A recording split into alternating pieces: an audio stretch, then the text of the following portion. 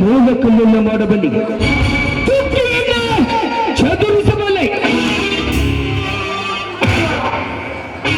ತೇಜ ಪಂಜವನ್ನು ಮುಷ್ಟಿಯಲ್ಲಿ ಹಿಡಿದು ಆಕಾಶದ ತರಕ್ಕೆ ಎಸೆಯಬಲ್ಲೆ.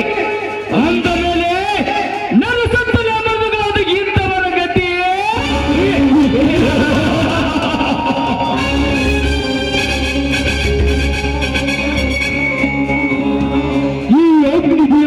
ಶರಣೆಂದರೆ ಸಾವಿಲ್ಲ. ಶರಣಾಗದೆ ನನ್ನ ಕಣ್ಣು ತಪ್ಪಿಸಿ ಬದುಕಲು ಪ್ರಯತ್ನ ಪಟ್ಟರೆ ಹಚ್ಚಿದ ಹುಲಿಯಂತೆ ನನ್ನ ಮನೆಗೆ ಬೆಂಕಿ ಹಚ್ಚಿ